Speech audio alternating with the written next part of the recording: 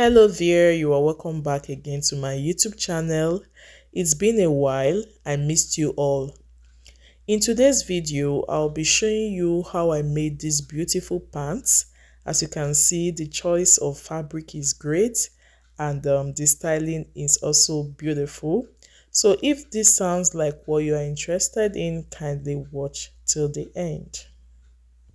And please do not forget to like, comment, share and subscribe to my channel. The materials needed for this tutorial are my fabric, scissors, chalk, pins, ruler and of course my measurements.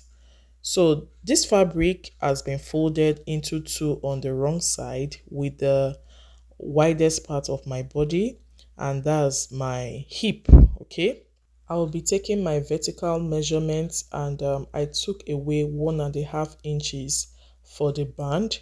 2 inches also work very fine. So from that point, I marked 8 inches and that's my hip line. I marked 11 inches and that is my crotch line. You can get your crotch measurement by sitting on a flat surface, then you take your waist measurement down to the top of the flat surface. So for my thigh measurement, I just marked about 15 inches. And from there, you can skip the knee if you want to, but I just marked my knee line.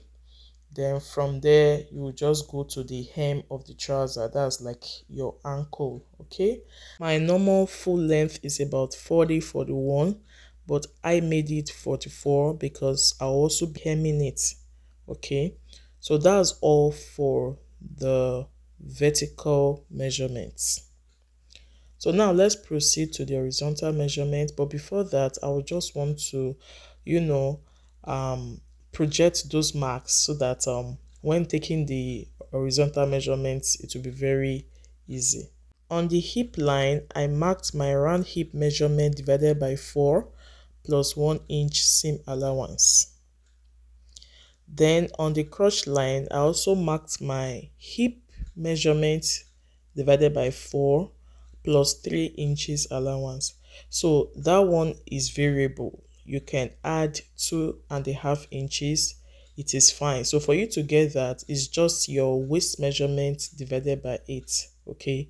So that will give you that extra inches you have to add to your round hip measurement divided by 4. For my thigh, my round thigh measurement divided by 2 plus 1 inch.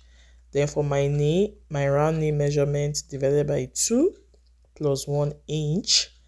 Then the same thing you will do for the hemming, that is your ankle. Your round ankle measurement divided by 2 plus 1 inch.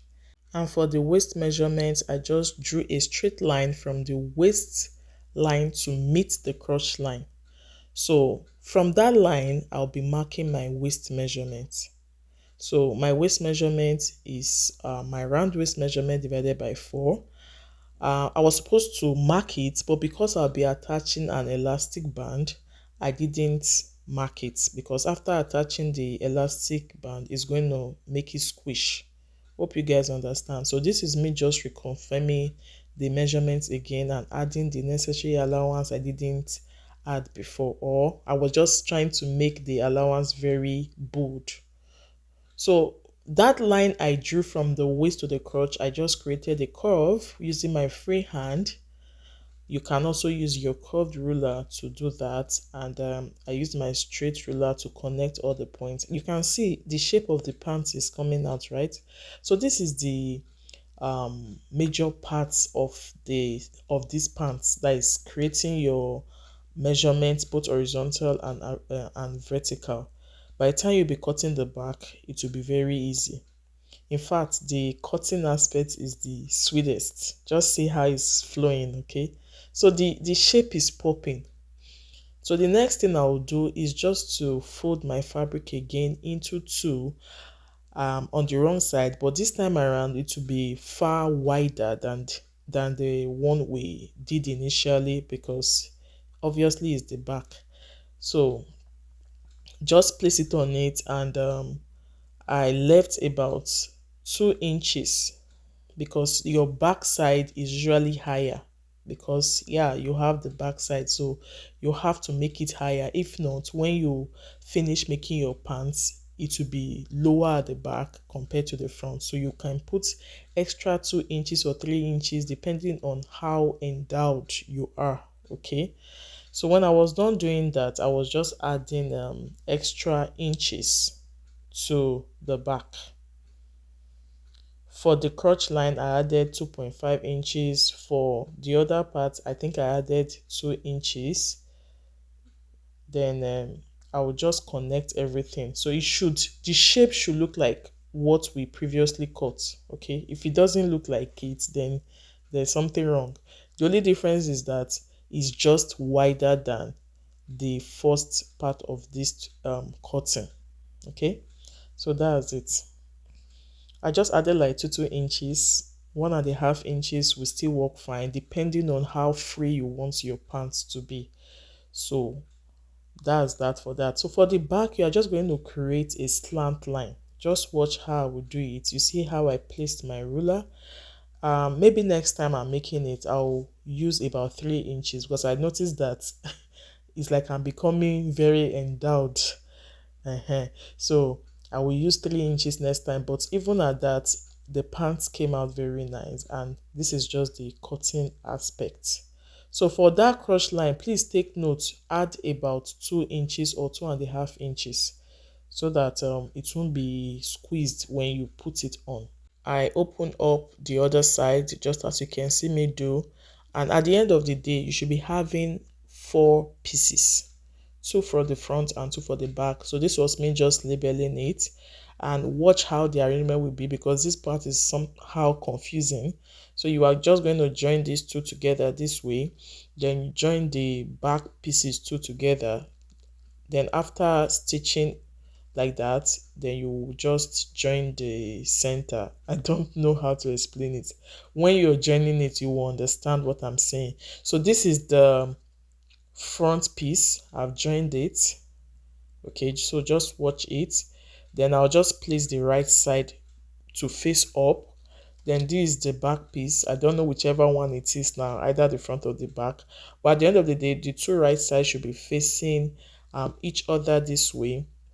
Then don't stitch the side yet. You do the inner stitching first, then before stitching this outside part. Hope you guys understand. So very simple. Then after doing that, you just do the hemming. But because I don't want this video to be too long, in another video I'll be showing you how I created the waist band, because if you look at the waistband from that initial part of this video, it has the elastic and it also has the rope. The reason I put the rope is because in case the elastic is getting weak, at least the rope will help support. Okay, so that, by the way, here, this part you are watching now, you need pins to help hold the fabric in place, or the fabric in place, because you wouldn't want one part to be longer than the other one. This center part is very, very important. I made sure that I pinned the 2, the seams were aligned. Okay, I did that. So this part, you need to be very patient so that the outcome of your pants will be amazing.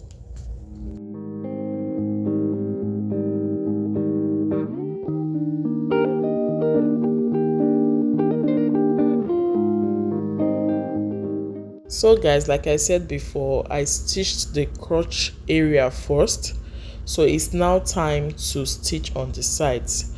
If you do it this way, it will be very nice. Okay, this is how it should look after stitching on the sides. And for the lower part, that's the ankle area, you may need to retrim.